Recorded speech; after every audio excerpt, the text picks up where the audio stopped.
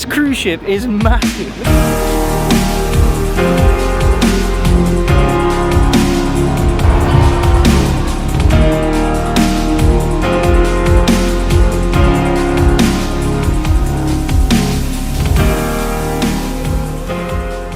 So that is what a full week looks like on board the Virgin Voyages cruise ship for the Greek Island Glow Tour. And as you can see, we had a lot of fun. In today's video, I'm going to go through all the stops we made, all the tricks and tips, and our general overview and thought of each of the things you can do on board and off board of this incredible journey. For just a bit of context, I'm 25, I live in Dubai, and I've never done a cruise before. I've traveled lots of parts of the world. I've never been to Greece or Turkey, so this was the perfect trip for us. But let's jump straight into it and talk a little bit about the boat. Now, from the second we arrived, I was blown away. I couldn't believe how big this ship was. I've never been on a cruise ship before, and the sheer scale of it was seriously impressive. It consisted of 17 different levels, most of them being rooms, but with 3 or 4 key decks with different activities and things to do on it. Some of my highlights include the pools on the roof alongside the running track, the incredible games room where they host loads of activities that we'll talk about later, as well as deck 6 where you could find the Manor, which is a bit of a nightclub vibe, as well as the casino. But if you want to see a full in-depth tour of the ship, I made a video up here where I go through every single level and explain all of the different areas of the ship. But as a general, it was seriously impressive and huge. Now, as I said, our tour was the Greek Island Glow Tour, which stopped at a load of Greek islands as well as Bodrum in Turkey. Now, we boarded the ship in Athens, and it also dropped us back at Athens at the end of the trip. And we also went to Santorini, Rhodes and Mykonos. I've got to say, each of the different stops were a completely different vibe, from the quaint town of Rhodes to the nightlife of Mykonos, which was our highlight, but it was quite costly. Mykonos was very high end. Some of the bars we went to, the cocktails were up to 20 euros, which is pretty ludicrous, but it was really fun exploring the small streets nonetheless. And then on the other end of the spectrum, you have Santorini, where you get more of an idea of the island vibes, where we did some exploring and enjoyed walking around the town. But again, I was vlogging the whole adventure, so you can check out the playlist up here of each of the individual places if you want to see them in more detail. But now let's talk a little bit more about the general experience. So the vibe, how was the vibe overall? For me, I've always thought of cruises as a bit of an old people thing to do, and when researching, the demographic of cruises is between 50 to 60 years old. But Virgin Voyages has kind of come new onto the scene with these new boats,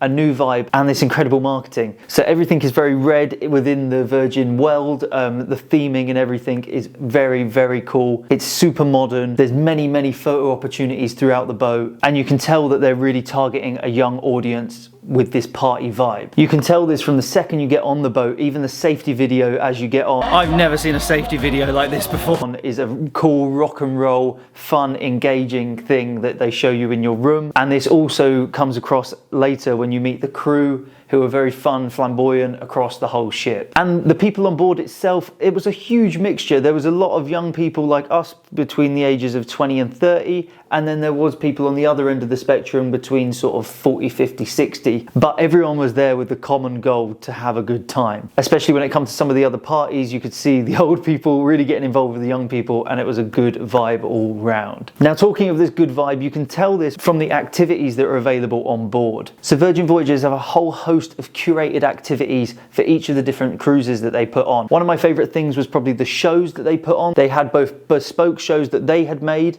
including a Greek show with incredible dance and a full immersive experience where the crowd is interacted with. You have performers passing by, behind you, in front of you. It was a really cool show. Alongside these bespoke shows, they also have external shows come in. Shows like the Misbehave show, which actually came in from America and was very fun and interactive yet again. These were all hosted in the Red Room, and there's other locations on the ship like the Manor, which was the club I mentioned earlier, where they also have shows. Another one of these shows is called Lola's Library, and they do a couple of different versions of it. The one we saw, it was great. It's quite a small capacity venue, so it's best to queue up outside of the venue 10 minutes before to make sure you're guaranteed a seat, but they do really fill it in so a lot of people can see these over the whole period. There's also another version of it where you pay $50 extra to get a food and beverage package inside the show while it's going on. We didn't actually do it, but it's supposed to be immersive in terms of you get the food that's in the show and things like this. But the activities on board are pretty much endless. There is something pretty much every hour on the ship, from pub crawls to pub quizzes. There's coffee classes and yoga, loads of exercise classes you can join in on, along with dodgeball, which is hosted in the basketball court on the roof. There's also a small arcade behind the games room that we like to play in quite a bit, also because they had such great snacks of like pretzels and popcorn and stuff. That was like a nice place to chill out and play board games, where they also organised some arts and crafts activities in that area as well. Now let's talk about the food. For me, I was expecting a sort of generic buffet of like loads of different cuisines and things like that. Now Virgin go above and beyond when it comes to their food. They've got the main dining area, which is called the galley, and this has loads of little stalls within it which all have different cuisines. There's a salad bar with fresh salad, which was incredible, one of the like nicest salads I've had. They've got an Asian area, a Mexican area with tacos and things. There's burgers, there's pastries, there's just a whole range of food throughout the whole day. And even during the busy hours, it's not that busy. It's so big that you can get pretty much anything you want. Just amazing. Like, I cannot recommend enough. Alongside a 24-hour breakfast bar, which is great at 6 in the morning when you come back from a night out in Mykonos. Now, alongside the galley, there is 6 bespoke restaurants that you actually have to book through the app. Now, they're free and included, but because they're smaller, they're limited, so you have to book the spaces. But you can definitely book all of them. We managed to book all of them on our trip, alongside eating at all the other places as well. So I'll just quickly blast through them. You've got Gumbay, which is like an interactive, I believe, Japanese style restaurant, where there is actually some games and things that you end up playing. Now the tables sit about 6 people and they put you on with random people, so you can play these games, and they cook the food in front of you in the middle, and it's pretty interactive and fun. We give that one an 8 out of 10. Next, the Wake. It's the steakhouse on board, where they do steak and seafood. This steak was incredible. This is top tier restaurant steak, and the vibe was very nice. It's at the back of the boat. You book it at sunset. You see the sunset with the waves breaking behind you. Amazing. Food, 10 out of 10. Next, we've got Razzle Dazzle. A bit of an oddball, this one. I don't really know what to say the cuisine is. It's kind of like French, but posh pub food, like a bit of a weird vibe. We weren't too big of a fan of it. I think it was trying a little bit too hard. The food was a bit odd. We'd probably give it a 2 out of 10, which is the only restaurant we weren't a fan of, but we are sometimes a bit fussy with our food. Pink Agave, that's the Mexican restaurant. Now this, again, is pretty posh vibes, sort of small portions, very tasty, pretty good. I gave it sort of an 8 or 9 out of 10, whereas my girlfriend gave it a 6 or 7, and we both like Mexican food quite a lot, but again, it was quite posh, trying quite hard. Extra Virgin is the Italian restaurant. Now we were expecting pizzas. It's not pizzas, it's just pasta and like antipasti. Still very nice, I enjoyed it. I think we both give it sort of like a 7 out of 10. Very tasty food, but it would have been good if there was pizza. Talking of pizza, there is a pizza restaurant on board, and the pizza is incredible. Go to the pizza restaurant throughout the day, 10 out of 10. And you can order whatever you want at all these places, and it's all included, which really does justify the price of this cruise that we'll talk about later. And finally, we have Test Kitchen. Now, if any of you have seen the film The Menu, it's really like this. It's kind of one of those Michelin star styled restaurants where they give you a little list of 6 different ingredients, and those 6 ingredients are each of the meals you're going to have. Small portions, very tasty, presented incredibly in a very, very cool aesthetic looking kitchen, the way you see them prepare the food in front of you. This was probably my favorite. You come out of there a little bit hungry because it's not very filling with the small portions, but very satisfied in terms of visuals and your taste buds. Alongside this, there's loads of eateries around the ship on the different levels, like the ice cream shop and also the dock at the back of our ship, because this is for the Greek Island Glow Tour. There was Greek menu at a certain period in the day. I think it was like 4 till 6. Very, very nice local Greek food and specialty cocktails, and a very nice sitting area at the back of the boat, kind of hidden away. Now, while we were on board, it was also the food festival, so they had a certain time of day where they had different small taster portions of things in the galley from specialty chefs from around the world. That was very interesting. And while we're talking about food, let's talk about the drinks. Now, they had different cocktails in different bars. They had a nice selection of beers and wines and things, and it was all very fairly priced. Beers are about $5 and cocktails are about $10 to $15. We don't drink wine, but apparently the wine selection was pretty big, although I did hear a couple of people complain that they did run out of wine sort of halfway through the trip, and the staff was saying because this was the 2nd week in a row, they didn't restock the wines, but I never saw them run out of anything else, so maybe this is just one of those small things. As someone who doesn't drink wine, it didn't affect us. Now, there's also the option of room service, which is pretty crazy, where you can get a big selection of food delivered straight to your room.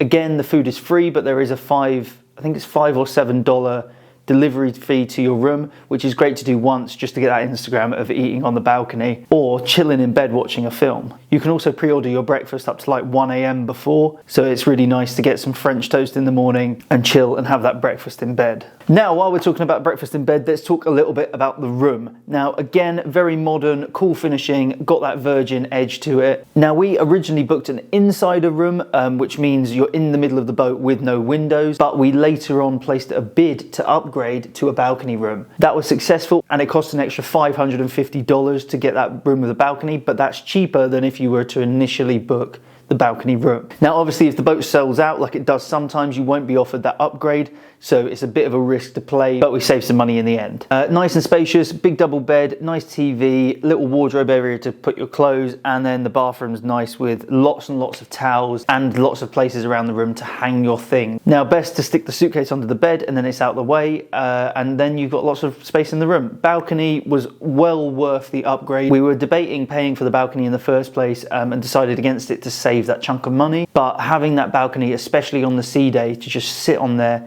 and chill with the stillness of the whole ocean around you is definitely worth it. And you get the iconic red swing on the balcony, every balcony. So very, very cool. I'd be interested to try some of the suites that they have. They've got these massive epic rooms, but they're thousands and thousands of dollars. But hopefully one day in the future, Virgin Voyages, please hit me up. Let's do a little collaboration. Yes, thank you. Now, as an adult-only cruise, let's talk a little bit about the nightlife. It was great. There's a real sort of party vibe, but not too extreme on the boat. And what I mean by that, you have nice cocktail bars where people are sitting, enjoying some live music with different bands that get rotated every night. And then you also have places like the Manor and the Red Room where it's a bit more of a party atmosphere. Now, the general flow of things is you go to the Red Room, you see a show, and then you go to the Manor afterwards from sort of 12 till 3 a.m. and that is your sort of after party vibes, and it's a lot of fun. Another thing that's a lot of fun, one night on the cruise, just before the sea day, is Scarlet's Night. This is the red night, as some people refer to it, and it's everyone on the ship dresses up in red for the Virgin colours. You all meet on the pool at the top of the boat to start off with, at which point there's a big dance number, and it's all a lot of fun. I'm not going to spoil too much. It's a whole sort of thing within its own. The whole ship gets themed for this night, and it's just a big party across the whole boat. We did hear stories of people going to like little secret rooms and after parties and things, but we couldn't seem to find any, so maybe we're missing out. And that's my food delivery. 1 second. Hello. Sorry, I had to get my Nando's. But anyway, as I was saying, Scarlet Night, very good. And also the shows are geared at adults with some adult jokes. But in terms of nightlife, once it gets to 3 a.m, the Manor closes and everything closes. All the bars are shut and it's done. There's no after party or anything like that. It's just over. And normally the galley gets quite busy with a 24-hour breakfast. And the casino closes at 3 a.m. as well. But while we're talking about nightlife, let's talk a little bit about the Bartab and how that system works. When you get on board, you're given a wristband, and on that wristband it's your personal information, alongside it's connected to your app. So some activities you scan in, it's also how you scan in and out of the boat when you go on shore. Gratuity is completely included within the price of your boat, so you don't have to tip anyone. And also, I see this offer a lot, and we got it, is $600 Bartab when booking. So actually we had $600 between myself and my girlfriend, and we only just spent it, and we drink quite a bit. That's what I'm saying. The drinks are very good value for money, and we even ended it with a bottle of Moe for $100 because we were trying to use it up. You can also spend the $600 Bartab on coffee because specialty coffees are not included. Quick note about the Wi-Fi. The speed was okay. It wasn't great, it wasn't bad, and we had coverage pretty much the whole time on the boat. At one point for work, I needed to upload some big files, and things like WeTransfer and Dropbox didn't work until you paid the $30 a day for the premium Wi-Fi, or you can pay $100 for the whole trip. So if you're a content creator or someone working remotely and you need that sort of bigger bandwidth and uploading files, pay for the Wi-Fi at the start. A little bit annoying, but I just paid for 1 day to get my stuff done, and that was it. I touched on it a little bit earlier, but let's talk about the different places. If you want to see each place in depth, you can check out the full vlog series up here, where I do a video about each location. But you start in Athens. We arrived a couple of days earlier and explored everything we wanted to, including the Acropolis, and also eating out a lot. It was a lot of fun, but I think the 2.5 days we had there was enough for us. We then got a taxi straight to the boat, and then then we were off to our first stop, which was Santorini. I wouldn't say there was a whole lot to do in Santorini, just explore the little alleyways and the cute sights and the nice little restaurant and go for a long walk. That's what we did. We went for a walk, checked out some old churches and things. We were going to rent a buggy, but in the end we decided just to relax. We managed to get them down to about 50 euros for a day with the buggy, at which point you can go out to a couple of other locations. Then Rhodes was super easy. We got off the boat and within 10 minutes we were in this really quaint little town, which was really fun to explore. We saw loads of sort of historical buildings and things and checking out that whole area. There was also a water park that we thought about doing and skipped. And then we were on to Bodrum, which is actually in Turkey. If you want to buy fake goods like fake Louis Vuitton Gucci bags and all this stuff, that's the place to do it. It had everything. It was pretty crazy, and it's all very, very intuitive. As you get off the boat, you can see where you want to head and you just walk there. Super, super easy. And that's the same with all these locations. Next, Mykonos. Very cool, very high-end, expensive, party vibe, very fun. We enjoyed it. We enjoyed looking around the designer shops there and just exploring, sitting down, having some nice cocktails and things. It was a pretty pricey night. We didn't get back until about 4 a.m. And on a note of that, there's two different ways you get off the ship. There's either where you dock up and you walk straight off the boat and into the place, like in Rhodes, or they put on a small shuttle boat where you get on. It takes you over to the island because the ship's too big to dock there, like at Mykonos. But that boat runs continuously throughout the time the boat is docked there. So even when we went to Mykonos and it was an overnight stop, they had this boat running at all hours of the morning. So if you did want to go out and party like we did, we got back, I think it was 4 a.m. in the end, and the boat was still going. There's also a bus at Mykonos. So there's a bus from the main sort of strip where all the bars and things are. It takes you to the point where the boat takes you, and then the little boat takes you onto the big ship. It sounds a little bit confusing, but all of this stuff is super, super simple. Virgin make it so easy. It's signposted, people are there every step of the way, and I can't rave more about how well organized the whole process is. If you've never been on a cruise before like us, we were a little bit nervous about what do we do, where do we go, how does it work, and the whole process was just so simple. Virgin have really got it down to a T. It did look like other boats had the same sort of process, but come on, Virgin is well done. Now, while we're talking about activities you can do, we've got to talk about Sure Things. So Virgin put on their own Sure Things, which you can book up until the day of, but it's recommended to book earlier, of different excursions and things you can do at each of the locations. We found these things a little bit pricey, and because we were looking to relax, we didn't actually do any. But from the reviews of people we spoke to, they said they were very well organised and the sort of best of the trips. For a bit of context, you could book a boat trip at some of these places for about $100, whereas if you got off the boat and spoke to the local people, you can normally get it for about 50, 60, 70 euros. So comparable prices, and the ease of having Virgin book it for you is probably worth it. But they have a whole host of Sure Things, including guided walks around the towns that you stop at, to diving, to boat tours, to everything in between. It's anything that you could do off the boat, they've already got it covered, and you can book it straight away.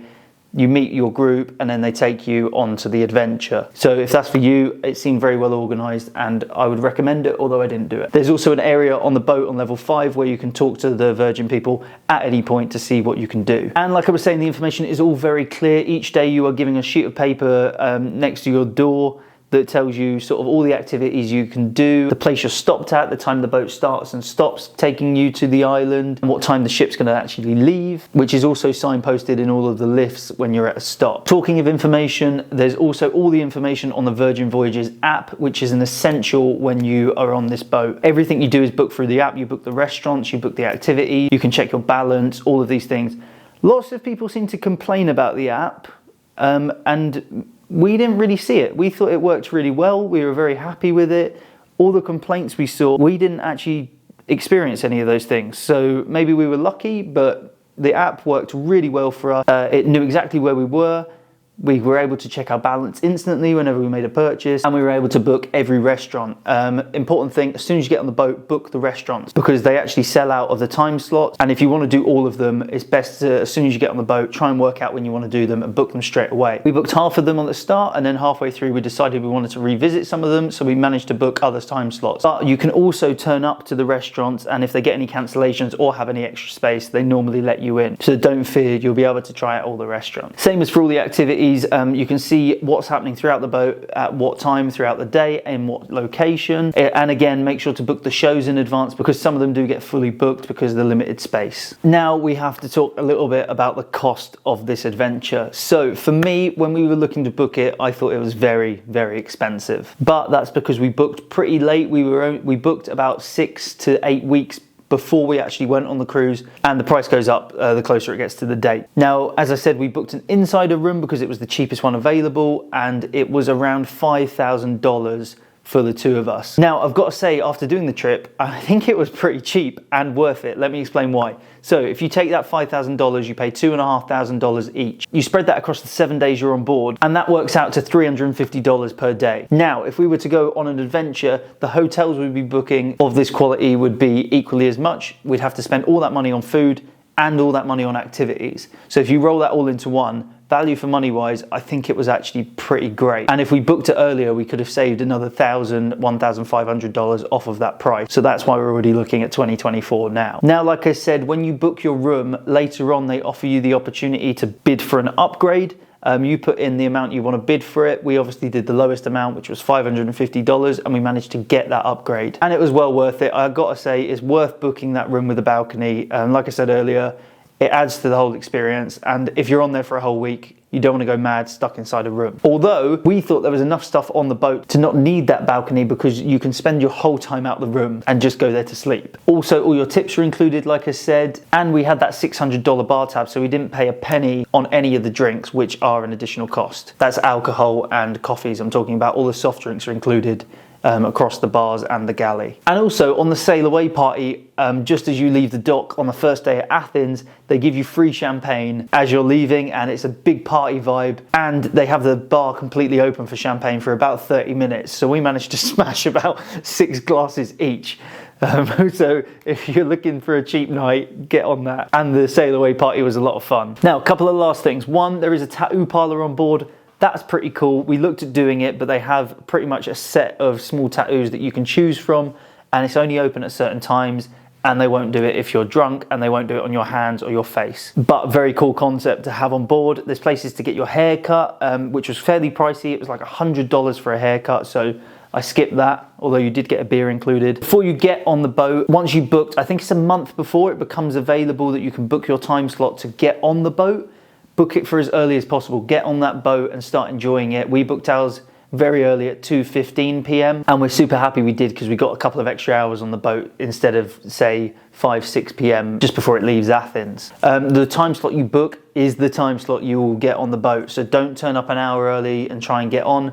They will wait until your 2:15 slot. Then you pick up your band and get on board after going through security. Another little tip is if you actually shake the app, you can get a bottle of champagne delivered to you anywhere on the boat. I've seen people in videos before get it delivered to toilets or random bars or your room or anything like that. We tried it and managed to get a bottle of champagne brought over to us in the manor, which was super cool and just added to that little gimmick experience. But it was $100 for the bottle. But like I said, we were trying to use up the bar tab. That sort of gives you a general overview and idea of my thoughts and opinions of the Virgin Voyages tour, specifically the Greek Island Glow one. I've got to say, I was blown away. Big props to Virgin Voyages. I'm super excited to try out the other ones, and we will definitely be back. But apart from that, check out the rest of the videos in the series. You can see them up here where I was vlogging each of the days we got off the boat, and you can see exactly what you can get up to. As I said, I live in Dubai, so I make a load of content around the travel aspect of Dubai, and I'm currently in Saudi Arabia. So if you want to check out some more videos, please subscribe below. Let me know if you have any questions or thoughts on this Virgin Voyages cruise, and I'll be happy to answer them in the comments. But apart from that, don't forget to like, comment, subscribe, all that good stuff, and I will see you guys somewhere in the world next time. Boom.